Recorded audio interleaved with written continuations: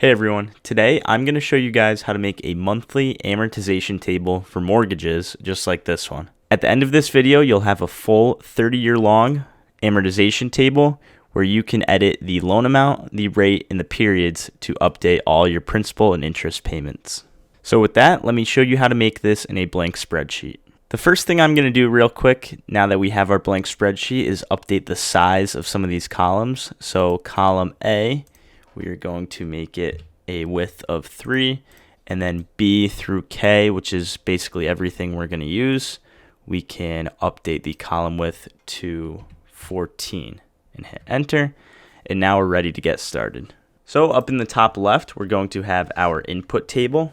This will include the loan amount, the interest rate for our loan, the amount of periods in years, as well as the amount of periods in months, and then finally the monthly payment.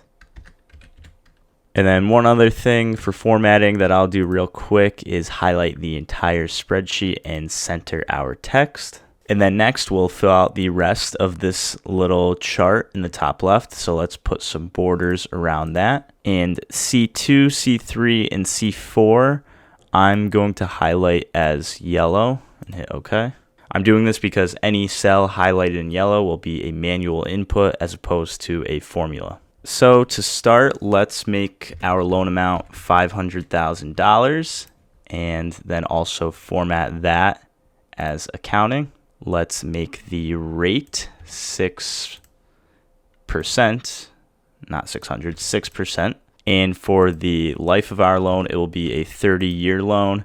So then in months, we're just going to do a quick formula equals C4 times 12. So 360 months in our 30-year loan. And then the monthly payment cell, we can wait a little bit to fill that out. But I'm also going to switch around some of the formatting just for this chart, but leave the rest of the spreadsheet centered. So now let's type in the headers for our chart, and there will be 10 column headers, I believe. The first one will be the payment date. Next will be the beginning balance at that time, at that month. Then the payment for that month, which is split into principal and interest. Then any excess payments we might pay, which we'll talk about at the end. Finally, that will get us to the end balance, the number period in terms of months. So the first month will be number 1, the second month will be number 2, and then the total principal as well as the total interest. And that's it. So to start, we'll do the easy ones of the period. So like I said, period 1, period 2, period 3. As well as the payment date. So let's say the first payment date is December 1st, 2025.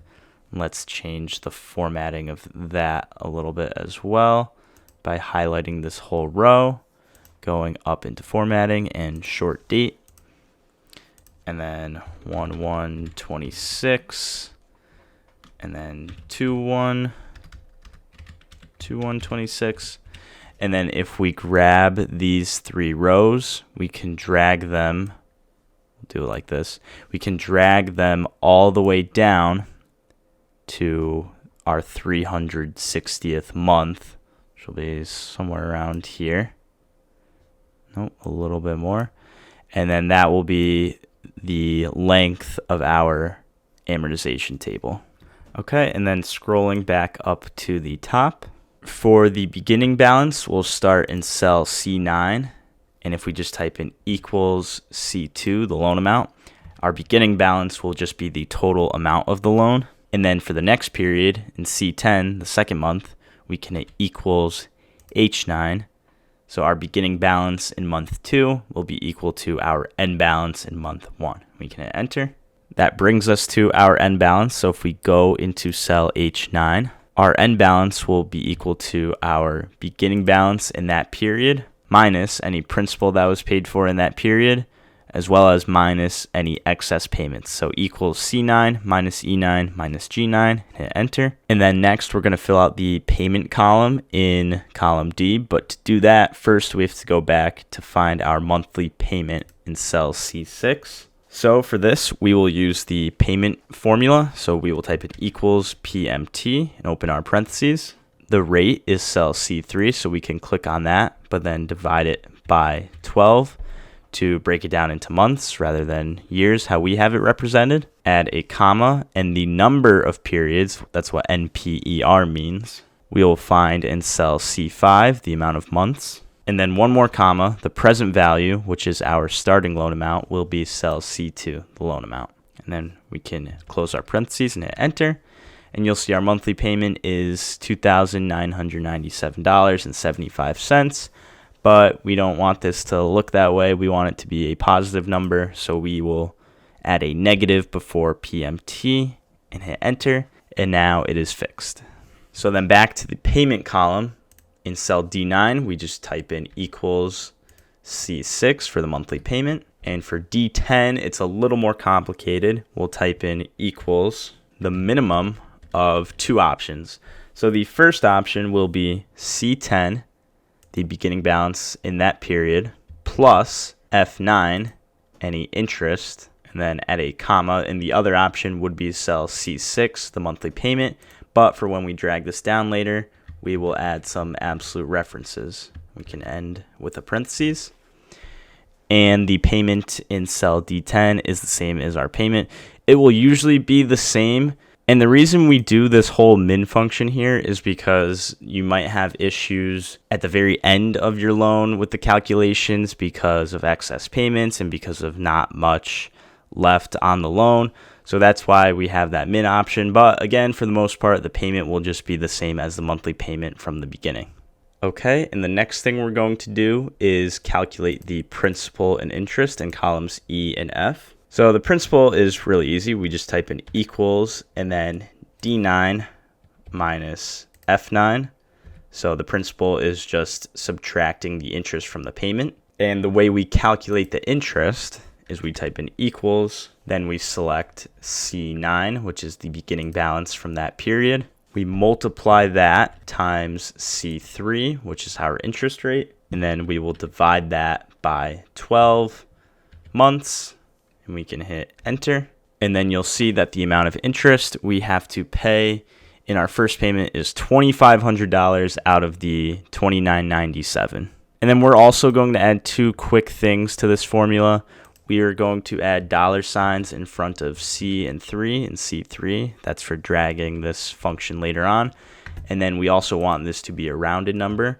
So if we type in round in front of the formula, add parentheses, add a comma at the end, the number 2 because we want 2 decimal places, and then close our parentheses and hit enter. And now our interest formula is set to go.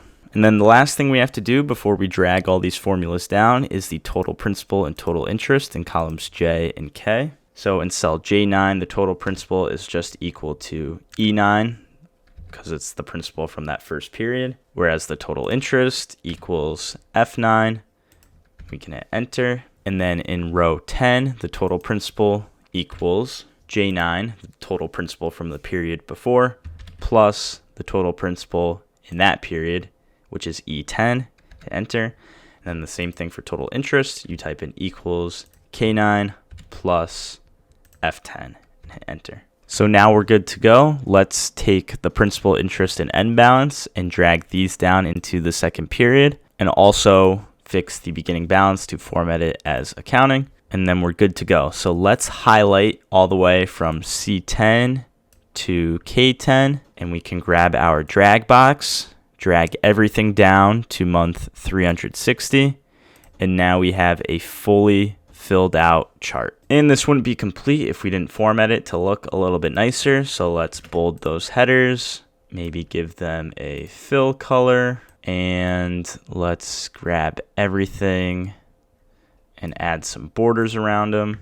And now we're good to go. I'm also going to do a couple other quick things. So if we click on row 9 and then go to our view tab up at the top, freeze panes, hit freeze panes. Now, when we scroll down on our chart, our headers will stay where they need to be. And real quick, if we scroll down all the way to the bottom, you'll see that our end balance at the very end is $0. So that's how you know everything worked out well. Let's then highlight this excess payments column, just the contents, and make this yellow as well because this will be a manual entry if you make any excess payments. Okay, and then in columns E and F, I'm going to make another chart like we did this little one on the top left. And this chart will include total principal, total interest, original interest, and interest saved. So the point of this chart is to show us how much interest we were expected to pay at the start of our loan, and then how much interest we saved by making excess payments. So to show you how that works, let's start with the total principal and total interest. Total principal just will be the maximum amount of column J, and then total interest will be the maximum amount of column K. And for both of these, let's format these as accounting. And the interest saved will equal the original interest minus the total interest, where the original interest will be yellow because that is a manual input. So when I make the link to download this spreadsheet, this current format is how it will come. So what you need to do when you open this, or when you make it, if you make it on your own, you first need to enter in the loan amount, the rate, and the periods, but we've already done that. And then once you do that, you need to fill in the original interest. So the original interest is just the total interest at this point. So what I'm going to do is copy total interest and then right click and paste the value only. And let's also format that as accounting. So the original interest is just the interest. Then what changes is if we make any excess payments. So you'll see that we were expected to pay $579,000 of interest over the 30-year life of our loan. But let's say a year from now, in December 2026, we make a $5,000 excess payment.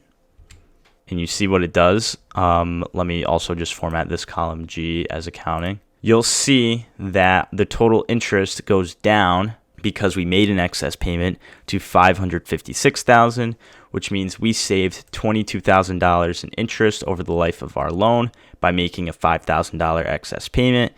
Because of inflation, that's not necessarily saying that you paid $5,000 to make $22,000. You saved $22,000 over a long period of time. So this isn't me saying that excess payments are always a good thing, but it's just for you to see how it affects your loan. But that is for you to decide and play with, and it's also just a good projection tool so you can look at how things will happen before you make these decisions. But when you get this spreadsheet, excess payments will be empty and the original interest will be empty. That's one of the first things you're going to have to fill out, as well as the loan amount, the rate, and the periods. But yeah, that's it for this mortgage spreadsheet, this amortization table. I guess the only other thing you would need to worry about is changing the payment dates. So you're going to have to do that with the start date being whenever you started your loan. But again, I'm going to leave a link to this, so make sure you download it and make a copy for yourself so you can edit your own version. I really hope you learned something from this. It's important not only to learn spreadsheets, but also financial literacy, and combining both of those can be a great skill. So if you did learn something from this, feel free to leave a like and subscribe if you have not yet already. Thanks for watching.